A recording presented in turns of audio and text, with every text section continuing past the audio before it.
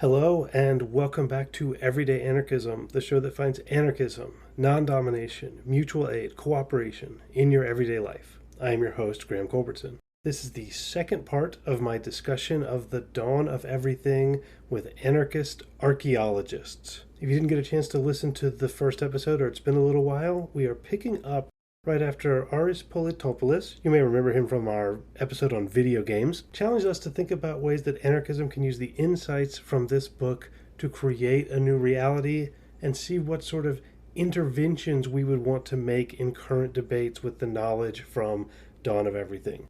So the first person you're going to hear is James Birmingham, picking up that question and talking about certain trends he sees in left-wing activism right now. So the conclusion of our conversation is right after the music.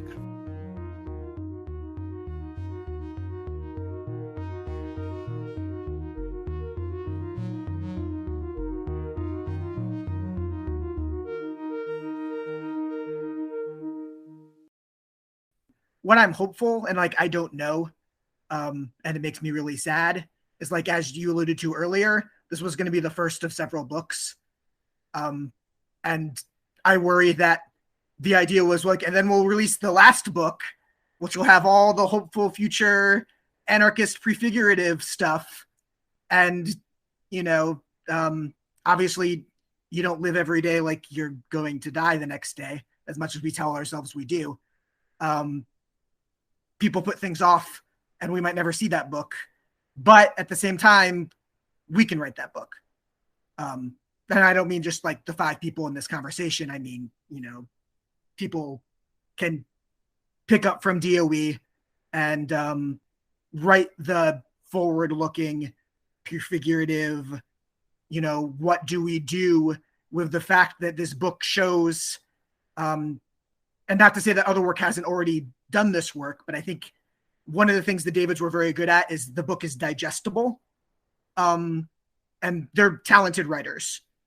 And that there's a reason it's a New York Times bestseller, because anyone can pick it up and, get something out of it.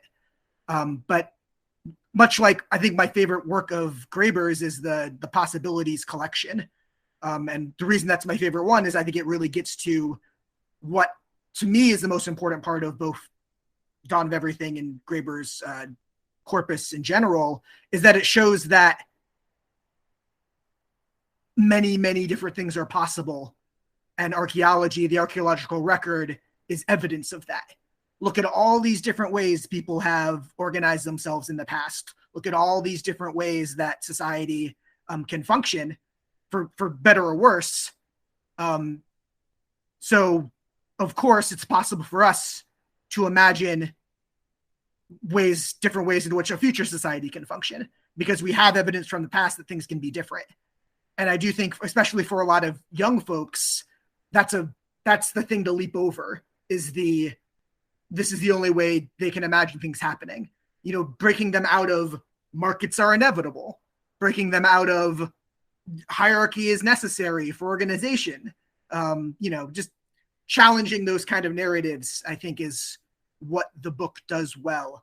And I'm going to go off on a small tangent here, just because this is how my brain worked when reading the book. So a lot of what I did while reading it was look at people's reactions. And a lot of people are very upset by the book. And I think the reason a lot of people are very upset by the book is tantamount with something I've been kind of reading and writing and thinking about a lot, is why is party Marxism coming back so strong in this country? I can only speak from my experience in North America, but living in Florida for most of my life, and now I'm in Las Vegas, the majority of people I meet under the age of, let's say, 30 on the left who are, doing anything, who I meet at spaces, are either in PSL or RCP or DSA, but less so. It's mostly the other two that I've personally been encountering. And I think the reason for that is that those groups offer a grand narrative, meta-narrative, capital T truth in a way that lets them be this is how things can work. Here's some big here's a meta narrative I can grab onto out of like their, you know, postmodern malaise condition, whatever you want to call it. And, you know, it provides that. And anarchism hasn't done that for a very long time, I would argue. And there was a reason, I think it's the reason PSL and all that stuff is so popular right now is the same reason primitivism was popular 20 years ago. It does offer capital T truths.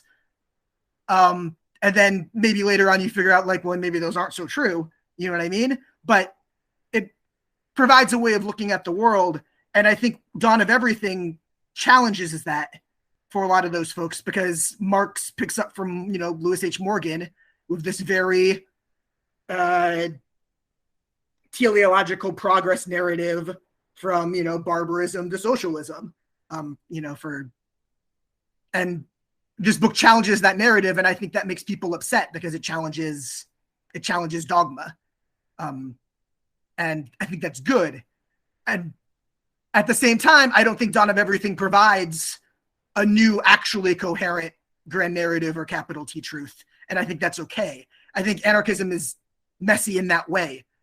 I don't think we need to have, you know, a narrative of this is how it goes always, all the time, kind of that species being stuff. But I do think it's interesting that I think in a lot of ways, Dawn of Everything agrees with early Marx and less so later Marx. So like in the, was it the 18th Brumaire? You know, Marx has a thing where men make their own history, but they do not make it under circumstances they choose themselves or whatever. Like things are handed to them, but that they still have agency in creating that history. And then I think most general readings of later Marx is like, well, actually, no, the base just creates a superstructure. Base superstructure. You know, they have the Althusser influence. And so it kind of takes the agency out of capital H history. And I think the Davids are trying to put the agency back into capital H history. Yeah, and I think that's sort of like what's interesting about it is I would say there is a grand narrative in the book about freedoms, right? They talk about the sort of three freedoms: the freedom to move around, the freedom to refuse orders, and the freedom to kind of try different things in terms of social organization. And I, you know, personally find that more appealing than the kind of capitalist grand narrative of like, you're stuck in this bureaucratically driven hell for the rest of eternity because that's the only thing that could possibly exist in the universe. And I think what I would, and, you know, other James and I kind of probably exist in extremely different kinds of spaces in terms of the kinds of places where we're interacting with younger people, right? In my case, it's usually my students in a classroom. But I think there's a desire for those kinds of narratives because I think people are searching for essentially a way out. I think most young people who I talk to recognize that all of this that we live with cannot possibly keep going because, among other things, climate change is just going to kill us all if the fascists don't first. So they're interested in thinking about, you know, what other alternatives could exist, but often they feel like they don't actually have a language for it.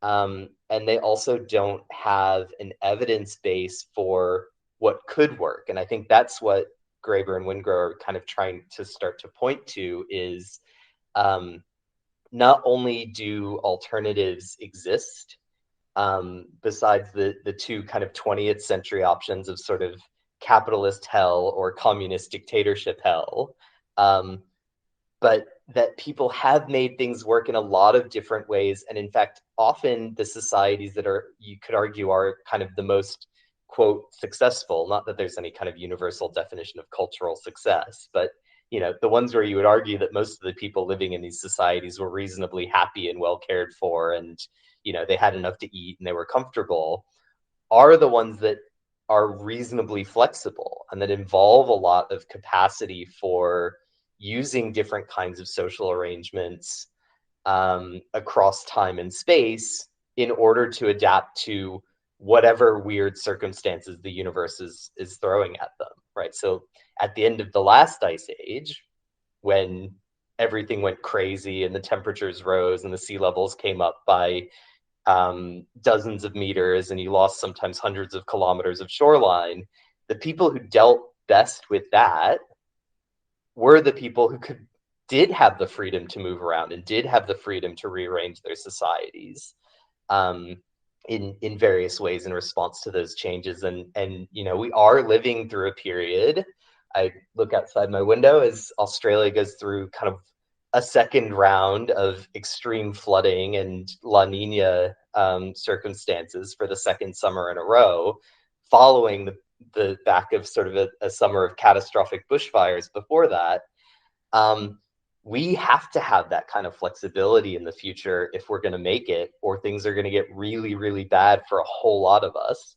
And the archaeological record's strength is precisely that it shows us all the ways that people did find kind of adaptive and successful ways of being inside of these landscapes that have often been severely messed up by capitalism and colonialism. Yeah, and I kind of also, my first-hand experience of this was, well, I happen to still be in a chat with PhDs, even though I'm now beyond that point, fortunately or unfortunately, I'm not sure yet. But I remember that when the book dropped, there was quite a bit of enthusiasm. I think exactly because of that, because of the fact that people found an outlet for certain ideas that they couldn't find another way to express, or for ideas that they had that their supervisors or colleagues or other professional academics, archaeologists, whatever, wouldn't really let them voice, or they didn't feel that they had the space to voice. And in a way, what we said earlier, I think still stands, that the book could have given more voices within it, but in a way it allows for more voices to eventually be expressed just because of its narrative and of its success. And at the same time, I had shared it with the Black Travel Collective folks the other day, that I had a sort of a very pessimistic moment when I asked my students on that course that Lewis describes, about early cities and states, where I asked my students to sort of imagine whether they could describe me a different society. Of course, with a caveat that students tend to freeze sometimes in the face of a teacher asking them something. It was very hard for them to come up with something. And that felt scary in many ways. But I think books like The Dawn of Everything complemented or at least alongside what the broader anarchist movement is doing, and also within anarchist archaeology, is a way to subvert this, not lack of imagination, but more fear of imagination, I would say, because people are afraid of the different as well.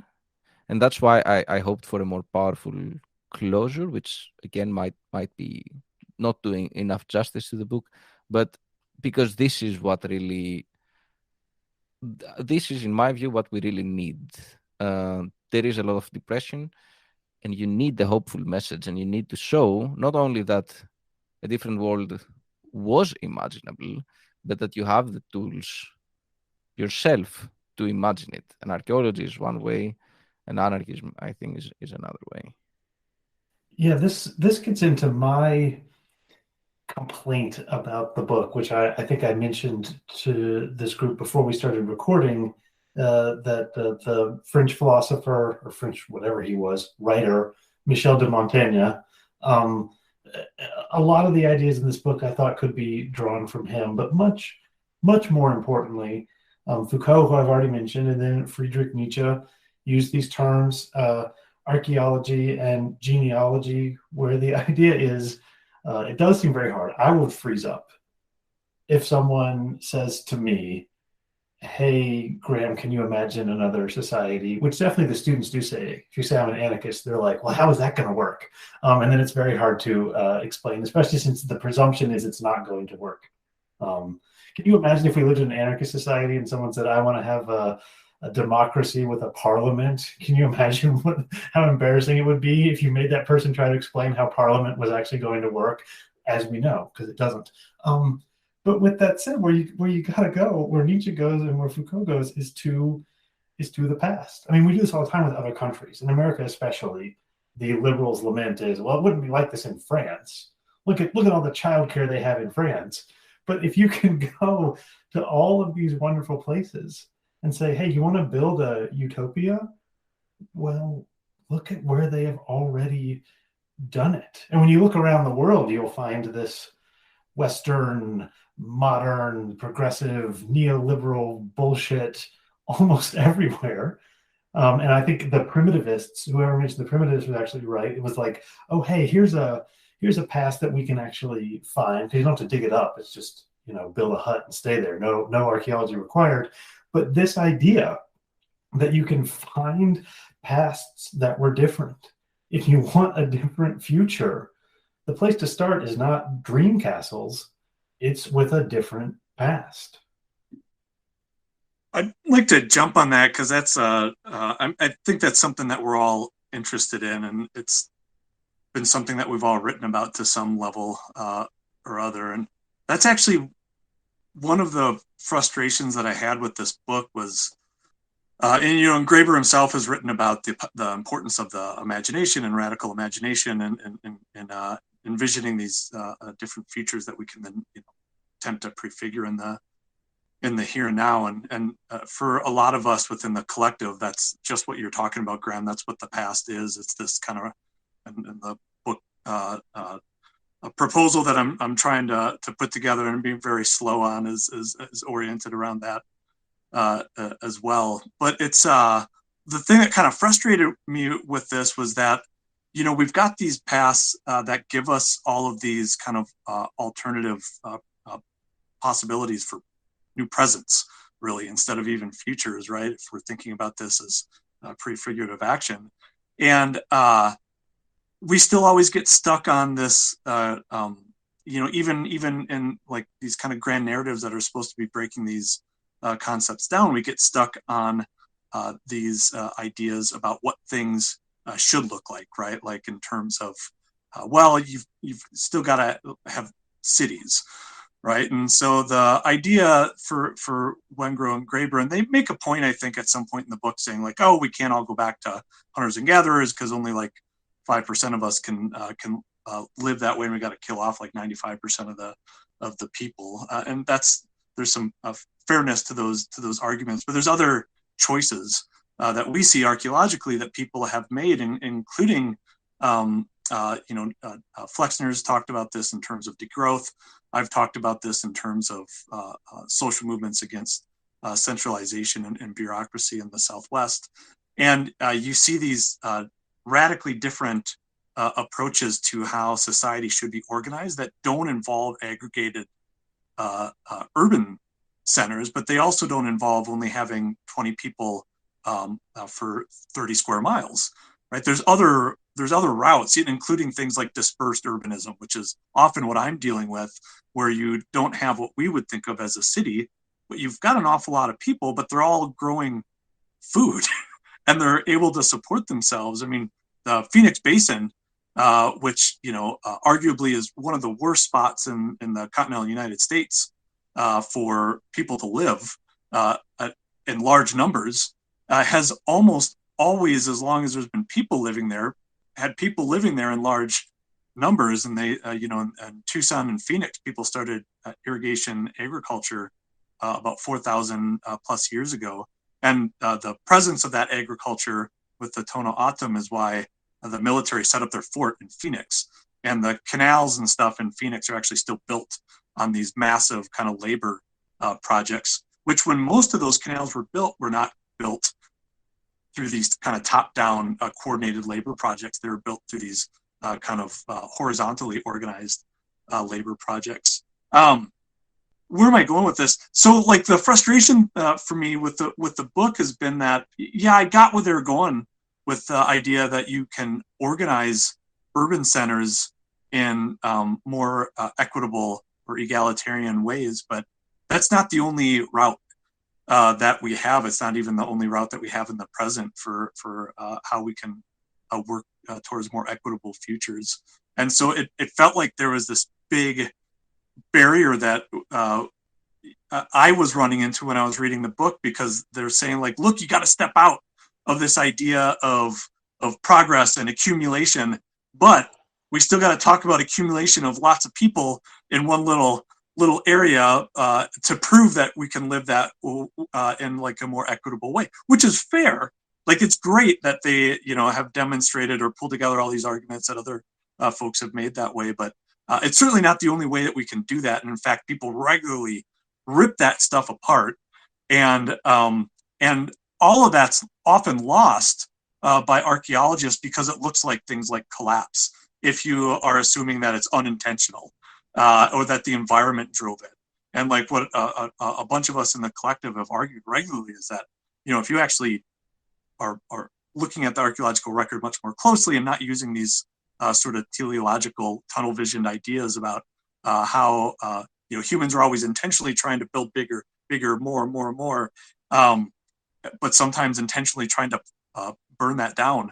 If you actually think about it that way, then suddenly these things, these moments in time, look a lot more powerful and a lot more frequent than what we've often given our ancestors credit for. James, sorry. Yeah, and no, that's okay. I mean, just building on that, I think one of the things about the book is sort of they start with kind of, quote, the indigenous critique of Western civilization, and they talk about Kandiaronk and kind of the Iroquoian confederations and how they kind of saw sort of French and British colonizers in particular ways that may have influenced, you know, Western thought in particular ways. But then they don't kind of stick with that, and they don't talk about the indigenous critiques of Western civilization and of capitalism that still exist now in the present.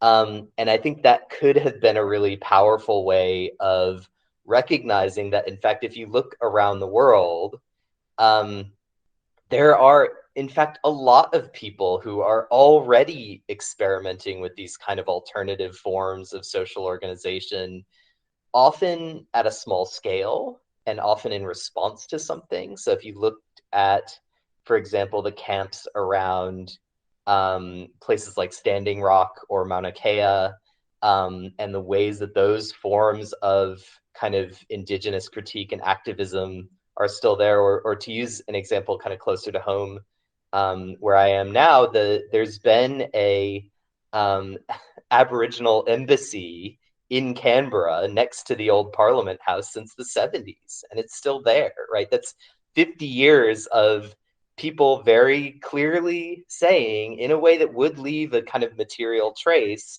right? I'm standing in the center of state power in this country and telling you I have an alternative, and I think, you know, it would be preferable for a lot of people. So I think that's another issue, and again, you can't kind of critique people for what they're not working on in a lot of senses. And Graeber's written extensively about his kind of understanding of a sort of non-Western culture and its concerns in his work with the Malagasy of Madagascar. But I think, you know, more broadly, if you're gonna draw on, hey, indigenous societies did all of these things that looked very different to what kind of capitalist realism looks like, and provides us with this kind of rich record of things we can draw on, you also probably need to be engaging with the people who continue to do that work in the present, and who continue to write about it, right? It's not like there isn't an entire field of global indigenous studies that can be drawn on, to kind of show that you know, this indigenous critique that they use as a kind of rhetorical device at the beginning of the book, it's not a blip. It's not like, oh, when things were weird and we were getting to know each other before everyone got wiped out, indigenous people had this very specific critique of Western civilization. It's like there's a 500-year record of precisely those forms of resistance and creation of alternatives. And I mean, thinking of some of the islands that I work on, particularly in Vanuatu, this kind of sustenance of non-state space during a period of 200 years of kind of constant European invasion and interference is a remarkable story of how people actually do set up other options and other realities and live in these realities every day. And I think for me, a lot of where I come to anarchism is not, in fact, from reading people like Graeber or Kropotkin or whatever. It's from hanging out with Jerry Taki or Tauranga Kuautonga or any of the kind of chiefs or elders who have really taught me about their way of life and the way that they set up something that kind of allows them to, in many ways, avoid a lot of the kind of negative interference of capital in the state and how they organize their everyday lives. I just want to jump in real quick and just throw out to follow up what James was saying for your listeners. If you haven't read them, look up people like Nick Estes, look up people like Glenn Coulthard, Jacqueline Lasky, Taiki, Alfred. These folks are continuing that process of that critique of Western organization, and how their communities have been trapped in it as well. Yeah, and I think this is a fair critique as well to the book. And I also didn't really ask, but it is something that I think would be worth discussing with David Wengrow. The fact that maybe it is a little bit in the book, the fact that don't mean this in a negative way, but the book was written in sort of an armchair way. So a lot of research that was done in the libraries, in the archives, right? They didn't necessarily go out there in the field, which is something, for example, that exists in the Fragments book, right? And I think that's also what David alluded to when he was saying, well, this is one of the differences between the two books, for example. But in a way, yeah, in terms of, I wonder if we are asking for a different book when we're saying, well, go out and talk to these people. I do think it's a fair criticism, but I wonder if it's a different, it's a different kind of research. But indeed, this knowledge is in many ways out there. Yeah, like they don't actually have to go to Standing Rock or Mauna Kea. No. There's plenty of people who are already and have already written about these things, and it's not that hard to find that information. These were events that captured kind of global media attention in very specific kinds of ways. But I think that actually would benefit the kind of narrative that Graeber and Wengrow are trying to put forward. Because the other thing that those sort of those particular moments captured is just how quickly capital and the state will mobilize violence in order to prevent any kind of alternative from emerging. So I think there's also that, on the one hand, I always encourage my students to imagine other futures. On the other hand, I also encourage them to stay out of the prison system, right? Like there's that reality that we have to think about, that we want to do our best to kind of prefigure particular forms of social organization or to allow other kinds of alternatives to flourish. But we also don't want the boot stamping on our face. And it's that kind of balance in terms of how we find a way within these societies that I think is a really important aspect of how we kind of think about, the ways we can exercise the somewhat limited freedoms that we do have. To kind of tangentially piggyback off that, as far as what got chosen to be cited and not be cited, one of the frustrations I had reading the book, and I'm not a professional like Eric anymore, so I can just say this, is reading it and being like, oh, Matt and Lewis talked about that in our special issue. Or reading it and be like, oh, that's an argument I made a while ago in a paper. It seemed like both of them, with the exception of maybe Collinger and Bill Angelbeck, who are, Bill's in the collective as well, I think they may have not read anything that was explicitly calling itself anarchist archaeology. And maybe that was purposely to avoid being labeled as this is the anarchist book. But yeah, I mean, everyone in this conversation and then other people in the collective's works like came to mind as I was reading. And it seems like the people calling themselves anarchist archaeologists are not cited in this book. And I can't imagine there wasn't, obviously you can't read everyone, but if you put anarchist archaeology in quotes, most of like me and my friends are who come up. And the writing, a lot of those pieces would be good to be cited in this book. And that's how I'll frame it. And maybe one of the reasons that they avoid that is if you explicitly label something as anarchist archaeology, you don't get on the New York Times bestseller list because you're instantly just written off by all of the people who just can't imagine anything besides what they have around them. And so maybe, I mean, it's, it can be a frustration, but maybe it's also a strength if it actually gets people to engage with those ideas kind of through another route than would be the kind of sledgehammer, like smash the walls down approach, but maybe it's more of a kind of the people who might be inclined in that direction but would be too scared of a particular label.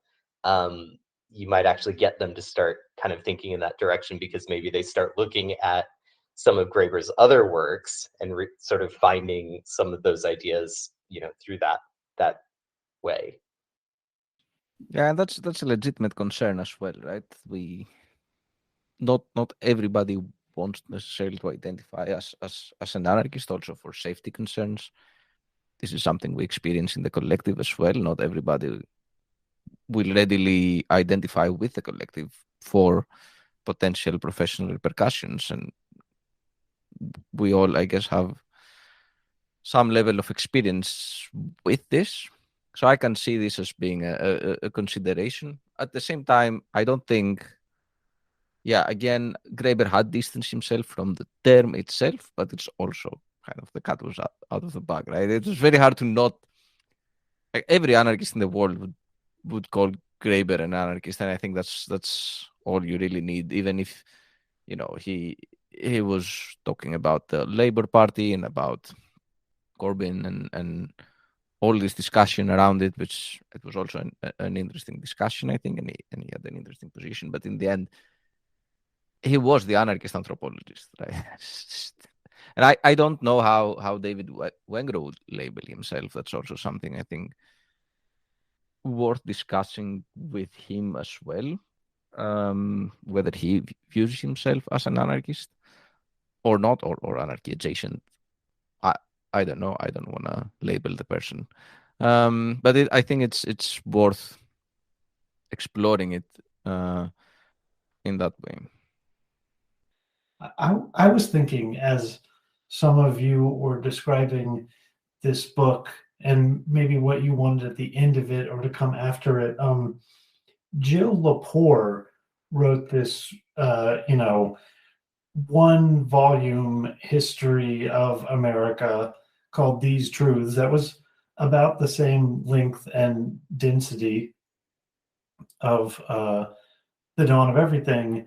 And then, like a year later, she came out with like a 200-page kind of polemical and political minded book. I can't remember the name of it now, that covered all the same ground, but it was like, the first one was the history and was 600 pages, and the second one is my position. And a sort of liberal progressivism ran through These Truths in the same way that anarchism runs through Dawn of Everything. But she didn't plant her flag in the same way in the first book. But once she had worked through it, the obvious next step was this manifesto of her ideas of America. And it seems that Graeber especially would have been really well positioned to write a 200-page accessible polemic as the next thing after this book, before the 3,000 word Lord of the Rings version of Dawn of Everything, which, you know, we're not going to get either of those at this point. I am ready now, though. This will be my question that we can probably go out on for someone to write that 200-page version of the Dawn of Everything that takes the basic arguments, streamlines it, and makes it a true airport book, as opposed to the kind of book you buy at the airport and realize later that you're never going to read because you're a busy business person. So I wanted to think about that and ask you what comes next. What do we need? Not your work, which you will all keep doing, but what's the next New York Times bestseller that we need downstream of the Dawn of Everything? What would it look like? Aris, go ahead. Yeah. So I will go a little bit, if you would allow me, I'll go a bit on a different direction. I allow it. Thank you. Because for me, both Davids are extremely charismatic persons, and it's very hard to do what they have done, right? So I don't know if there will be another Graeber. I don't know if there will be another Graeber and Wengrow book in the sense like of this level of investigation and so on. But what I would like to see instead, and what I think we've bounced this idea in the collective as well, but for me, it's not about the next New York bestseller. But as we've discussed with this book as a beginning, it's more about now picking up the collective work, right? So not have one of us or any of us being the archaeologists, right? The historians, the people who study the past scientifically, write a book that will then be a manifesto, but come together to write a manifesto, or come together to write a collection of pieces that are not about who writes it, but it's about what they write about and about the futures that these pieces will imagine.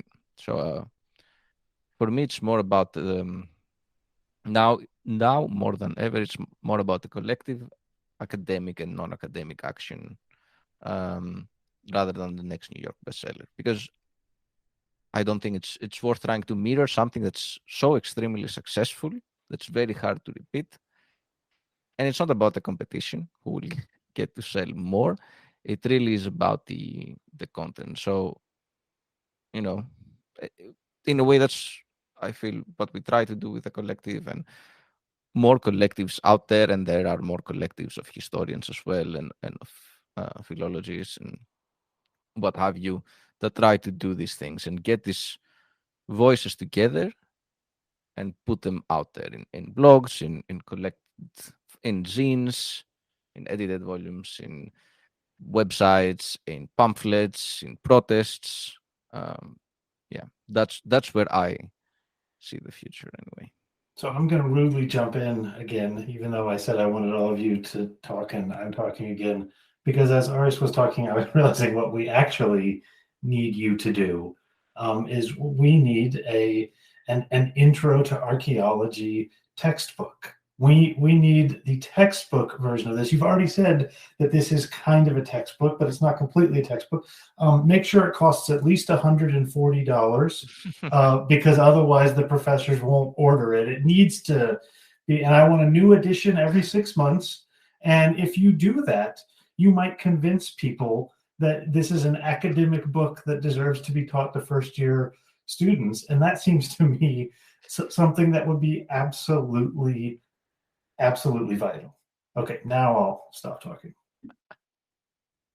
Yeah, I mean, I've said this to Lewis and James have heard me say this before, but that's one of my ongoing frustrations is the existing kind of first-year level archaeology textbooks are universally horrible.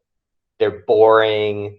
The ideas in them are out of date. They reproduce the same band, tribe, chiefdom, state bullshit rhetoric that we all know is wrong. And yet we teach it to first years because it's treated as something that's kind of digestible and it's easy to write exam questions about, and all the things that we usually talk about. But I think if we actually wrote an engaging kind of book like that, it would draw people's attention and draw them into the field.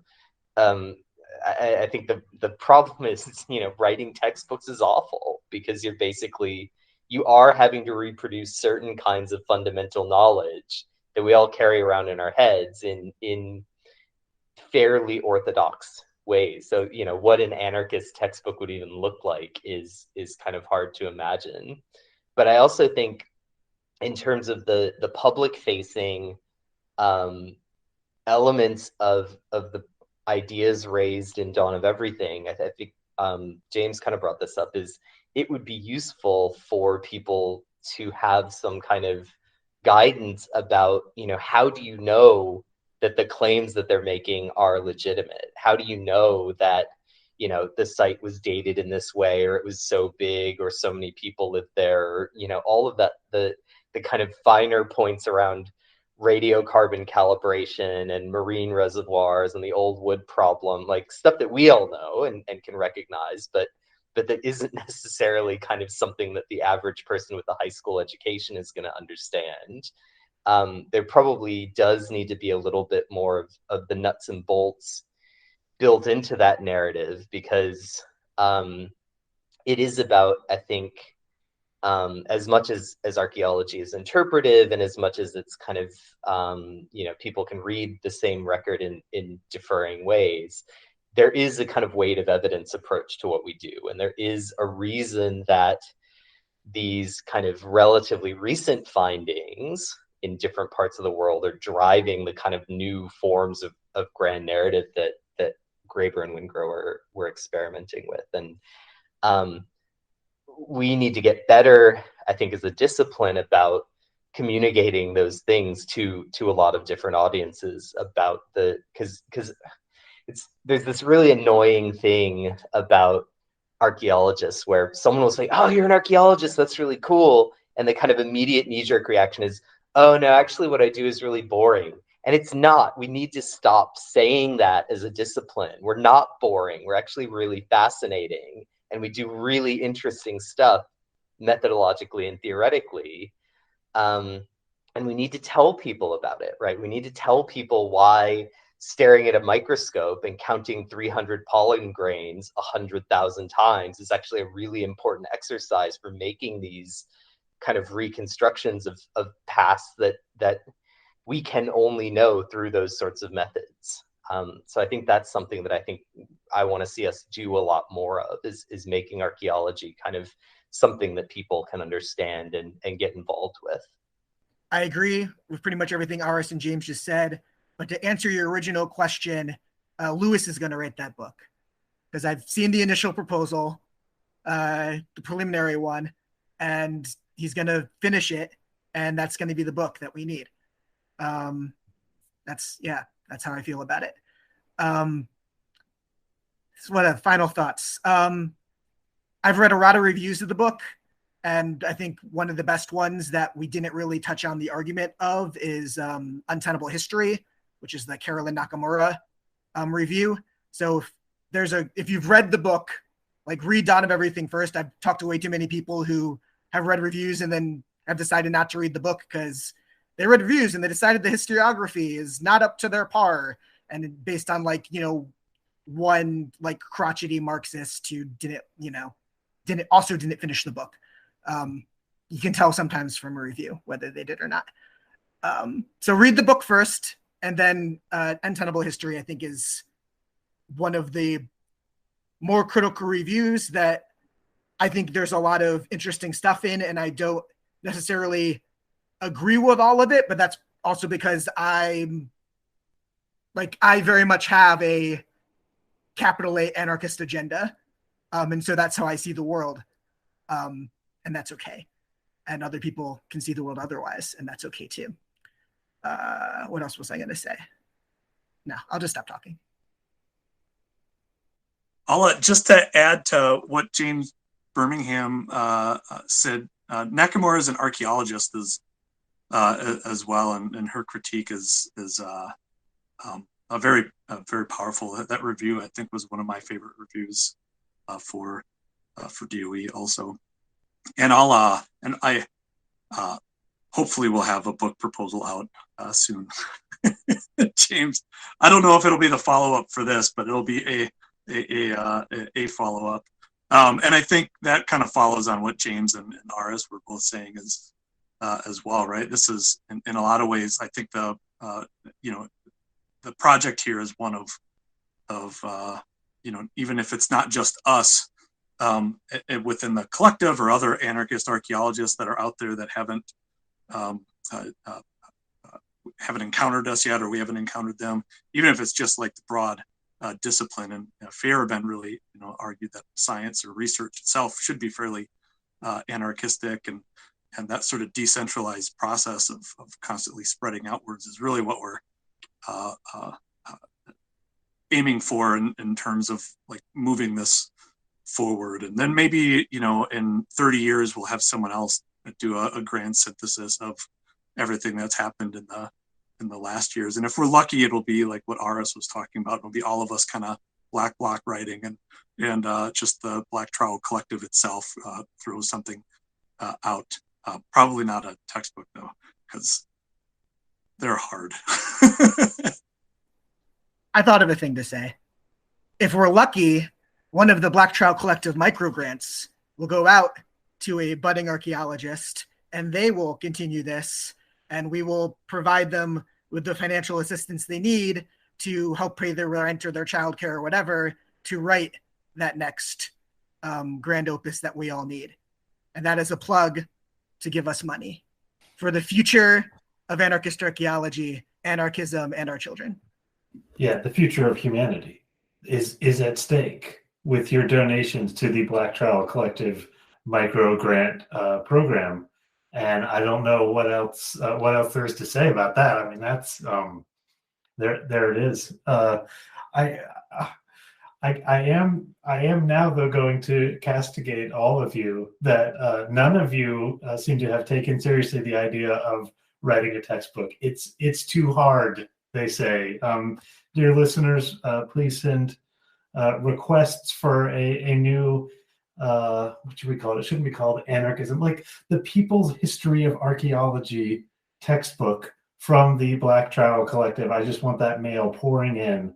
I will raise my hand and say, I am not going to write an archaeology 101 textbook from an anarchist perspective, but so not it. And now it's up to the four of you. Thank you so much, James, Aris, Lewis, James again, whichever one. This was a real pleasure. We did it across many time zones. I'm honored to have you guys on for the first ever Everyday Anarchism panel discussion. And I appreciate it so much. Thank you. Thank you. Thanks for having us, and we hope to appear again in the future. Oh, I think every single one of you. So I was thinking about kind of starting a sub-series that I was calling Excavating Anarchism. I haven't. That's We're as far as here I've for gotten. it. Yeah, I've got the name Excavating Anarchism. Doesn't that sound great? And That sounds good, yeah. We'll as far plug as I've more gone. BTC members and not the four bearded ones this time around. Yes, exactly. Someday I will have an archaeologist without a beard on this podcast, but not today. Okay, so now you have heard what not one, not two, not three, but four anarchist archaeologists think about the dawn of everything. Thank you, James, Aris, and Lewis.